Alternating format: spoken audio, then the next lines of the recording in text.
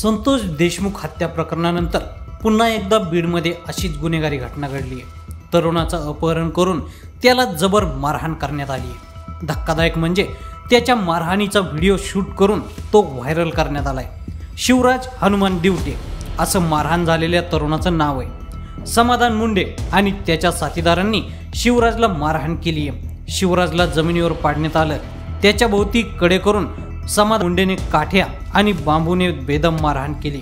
शिवराज यावेळी आरडाओरडा करत होता, तरी त्याला काठ्यांनी मारहाण केली गेली। या मारहाणीत शिवराज गंभीर जखमी झालाय। त्याच्यावर रुग्णालयात उपचार सुरू आहेत। त्यावेळी शिवराजनं आपबीती सांगितली आहे। 10 ते 12 पोरांनी मारहाण करण्यात, कशामुळे मारहाण करण्यात आली होती? मी तिथून माझ्या मित्रांनी बोलवलं चलालपूरला जेवायला सप्ताहाचं। मग तिथं मी सप्ताहाला जेवायला गेलो। मग जेवण नंतर आम्ही बसला जरासं। मग तिथं आहे ना, तिथले त्या लोकांचे भांडणं लागली की मग मी तिथं फक्त बघायला होतो, लांब म्हणजे साईडला होतो। मग तिथून भांडणं सगळं झालं ते आहे ना, मी असं मित्राला आहे ना तिकडून परळीमधून शिवाजीनगरला सोडलं आणि तिकडून रिलायन्समध्ये जाऊ लागलो। रिलायन्स पाशी आहे ना, त्याला माहीत होतं की मी येणार आहे म्हणून तिकडूनच। मग तिथं आहे ना, त्यानं 4-5 गाड्या घेऊन मला डायरेक्ट रस्ता रोखला, अडवलं आणि मारहाण करून गाडी बसवलं आणि तोंड दाबून वरी नेलं। त्या वरी रत्नेश्वरी डोंगराव। त्या मुला ओळखत का? हां, त्या मुला ओळखत ज्यांनी मारहाण केली?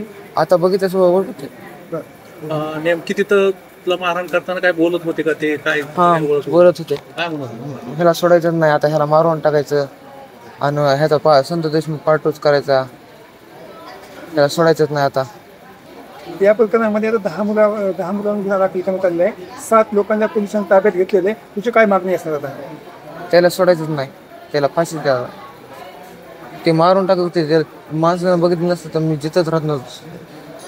काय हत्यार होते त्यांच्याकडे तुला माहिती? ते तसली म्हणजे कत्ती होत्या, अजून लोखंडाचे रॉड होते, असे बांबू होते म्हणजे लाकूड।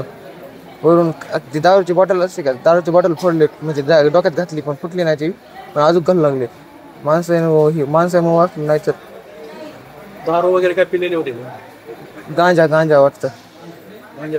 हां, सोशल मीडियाच्या भाऊ गर्दीत विश्वासार्हतेने चकाकणारे नाव म्हणजे लेट्सअप मराठी। सगळ्यांना, सगळ्या नागरिकांना ती स्पीच, ती लेट्सअप वरील मुलाखती म्हणजे विचारांचा खजिना। त्यानंतरच्या निवडणुकीमध्ये मला सोडून गेले।